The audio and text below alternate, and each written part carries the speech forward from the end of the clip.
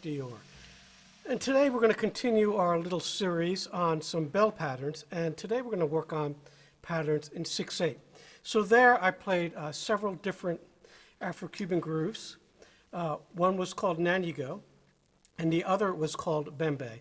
And these are both in my book. I'll put some examples on the screen so you can see them. But these grooves are very, very common in all kinds of funk drumming, believe it or not, Afro-Cuban funk drumming, folkloric kinds of grooves, and especially these days on the drum set. So you will run into them in several different occasions and different kinds of gigs.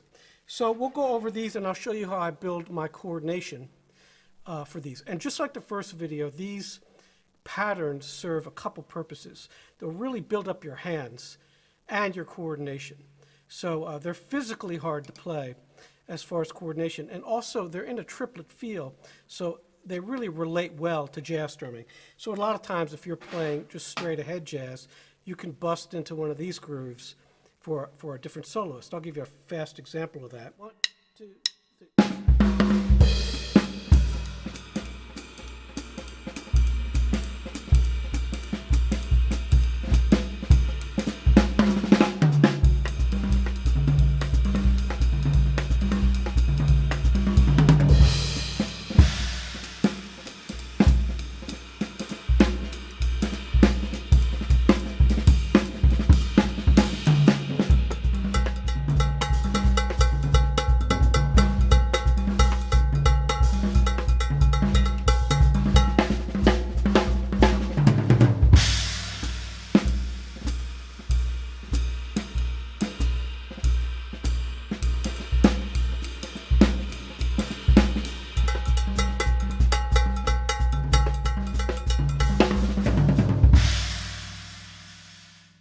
So there I was kind of using it as sort of a double time thing. And again, if you're on a jazz gig and you want to switch these up, as long as the other musicians are on board, it's it's a good idea to do that sometimes, as long as you're playing with the right guys.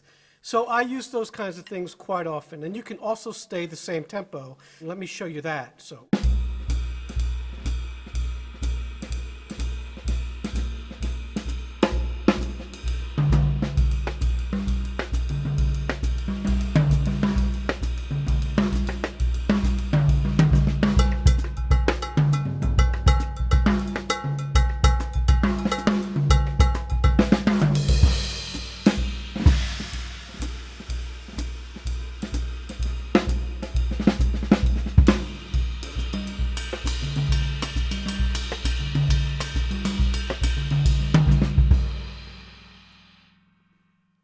So once again, very effective. That's all the same tempo. So the quarter note would become the dotted quarter note. All right, so let's look at how I build some of these concepts. And we're just going to use two bell patterns today. Pretty simple. The first one is a Bembe bell pattern, which sounds like this.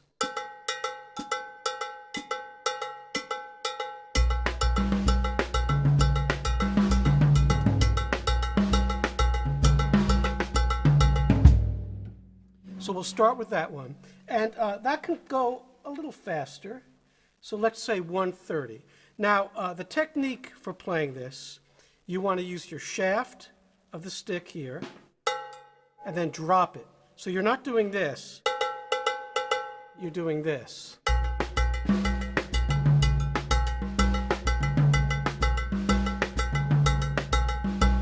So you're holding the stick very, very loose in that kind of manner.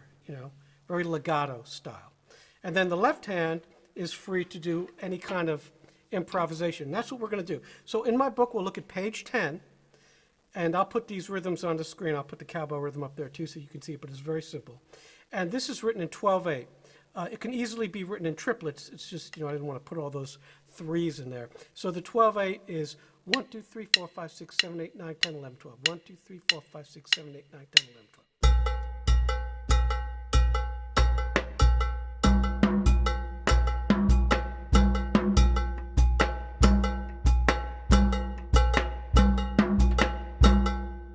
That's the first line, okay? So let's put on the metronome, like I said, at 130, and we're going to play through just, I don't know, we'll see how far I get before I mess up. 1, 2, 3, 4.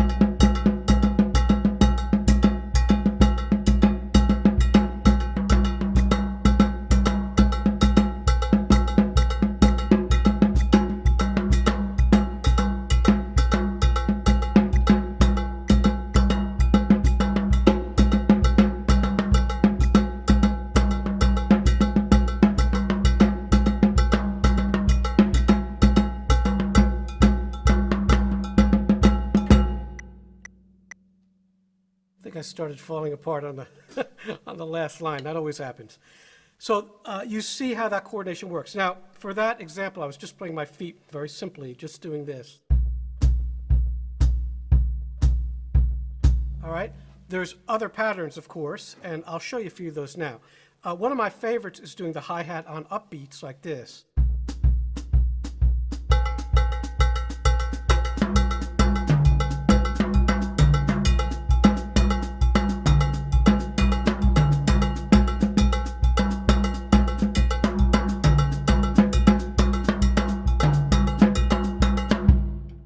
So that's much more effective, I think. And then you can also splash it like this.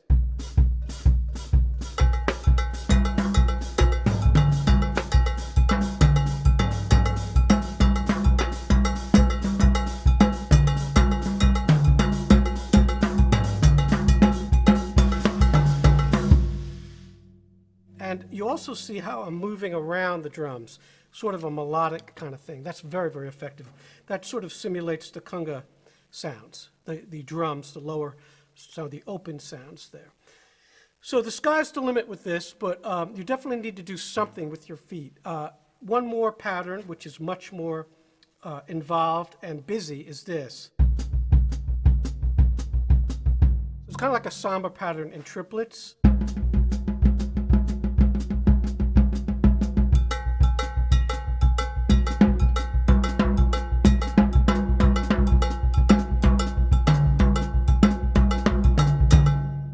That's a little heavier, but that's also an option. And in my book, there's lots and lots of these little examples. I call them solo ostinatos.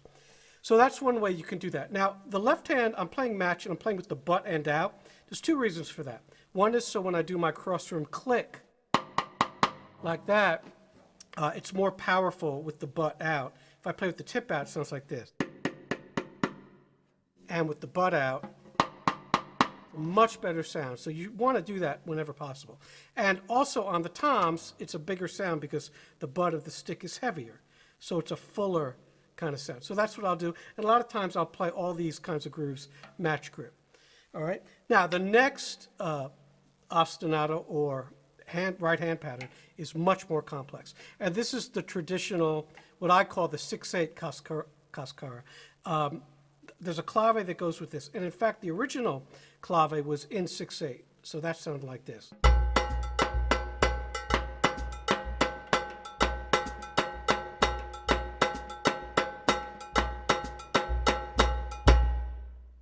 And I'll put that on the screen so you can see that. So you see that left hand is playing that rumba clave. So 3/2, and the right hand is playing what goes along with it. So.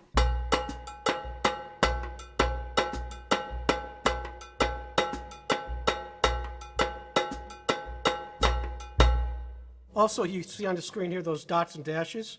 The dots are the softer notes played with the tip of the stick.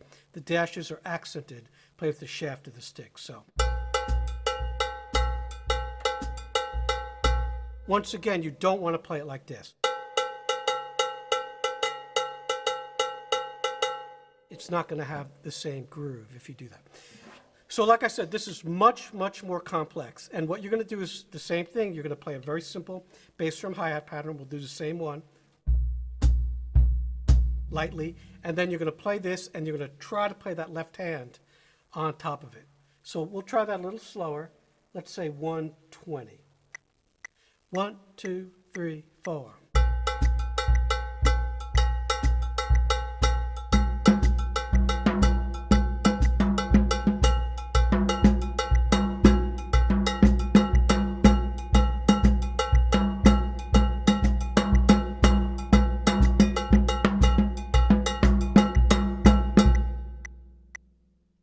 So right there, I'm just going back and forth between the high tom and the snare drum, which I turned off.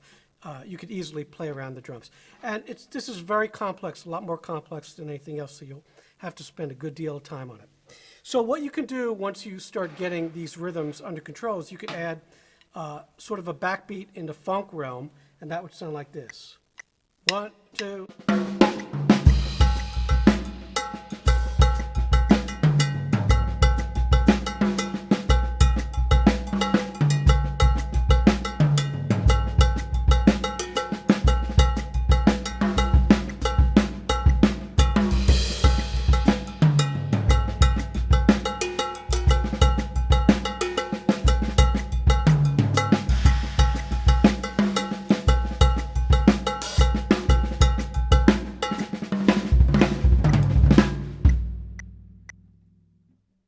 So this particular rhythm can go very, very fast.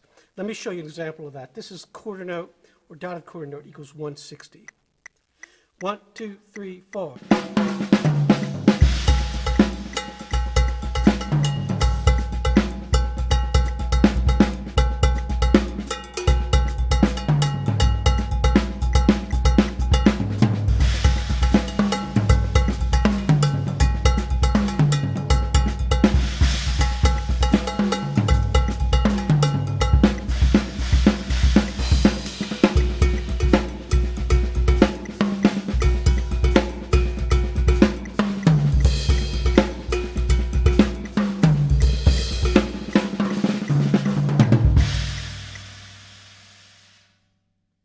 So you see there, I syncopated it a little once I went to this big left-hand bell.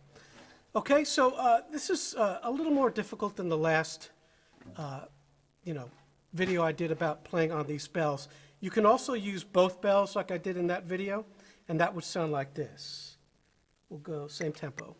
1, 2, 3, 4.